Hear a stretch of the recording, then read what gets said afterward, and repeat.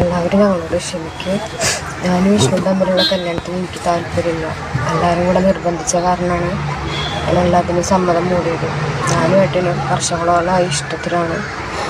അത് ഒരാൾക്ക് മാത്രമേ അറിയുള്ളൂ, ചേച്ചിക്ക് മാത്രമേ അറിയുള്ളൂ. ചേച്ചി ഒന്നും മിണ്ടാണ്ട് വെക്കുകയായിരുന്നു. എനിക്ക് ഏട്ടല്ലാണ്ട് ഒരിക്കലും. കഴിഞ്ഞ ദിവസം സ്വന്തം സഹോദരിയുടെ ഭർത്താവുമായി അനിയത്തി ഒളിച്ചോടിയ സംഭവം നമ്മൾ എല്ലാവരും കണ്ടതാണ്. കേരളം ഞെട്ടിത്തന്നെയാണ് ആ വാർത്ത കേട്ടതും. ലൈവിലെത്തി അവർ തന്നെയാണ് തങ്ങൾ ഒളിച്ചോടുന്ന കാര്യം പറഞ്ഞതും. എന്നാൽ ഇപ്പോൾ ആ കുട്ടിക്ക് സംഭവിച്ചത് ഒരു ദുരന്തം തന്നെയാണ്. ഈ വോയിസ് കേട്ടാൽ എല്ലാവർക്കും അത് മനസ്സിലാകും. പുതിയ തലമുറയ്ക്കും ഇങ്ങനെ ചെയ്യുന്നവർക്കും ഇതൊരു പാഠം തന്നെയാണ്. ഞാൻ ഇപ്പോൾ വീഡിയോ അല്ലേ, ആ വീഡിയോയില് സംഭവം വേണമെന്നല്ല, ഇവൻ ഇവളിപ്പോൾ വേണമെന്ന് പറഞ്ഞു. അവൻ പോയി കാശൊക്കെ തീർന്നു. മൊബൈലൊക്കെ വിറ്റ് കഴിഞ്ഞിട്ട് ഗുരുവായൂരിൽ ഒരാളെ കണ്ട് പോലീസിൽ അറിയിച്ച് അങ്ങനെയാണ് നാട്ടിൽ തിരിച്ചു വരുന്നതും.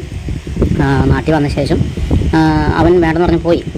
നാട്ടിൽ വരുന്ന മുമ്പ് തന്നെ ശരിക്കും പറഞ്ഞാൽ ഇവളെ വീട്ടിൽ വന്നപ്പോൾ അവരുടെ അമ്മയച്ഛനും അവനെ കയറ്റിയിട്ടില്ല.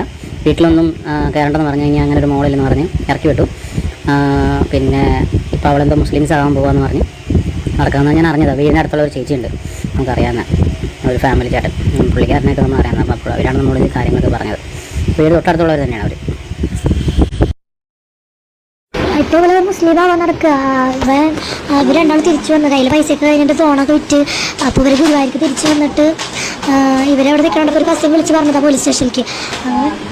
സ്റ്റേഷനിലേക്ക് വിളിച്ച് പറഞ്ഞിട്ട് ആൾക്കാരൊക്കെ വന്ന് കൊണ്ടുപോയി. അപ്പോൾ ഫാമിലിത്തെ ആൾക്കാർ പറഞ്ഞു, അച്ഛനമ്മയോ എല്ലാവരും പറഞ്ഞു അതിന് വേണ്ട, ഞങ്ങൾക്ക് ഇനി വേണ്ടെന്ന് പറഞ്ഞു. അവരിട്ടിട്ട് പോയി, ആ ചെക്കിട്ടിട്ട് പോയി, ചേച്ചിയുടെ ഭർത്താവ് ഇട്ടിട്ട് പോയി. ഇനി വേണ്ട, ഇനിയിപ്പോൾ ഇത് അനാഥാലയത്തേക്ക് ആക്കി. ഇപ്പോൾ അവൾ പറയും ഞാൻ മുസ്ലിം ആവാൻ പോകുന്നത്.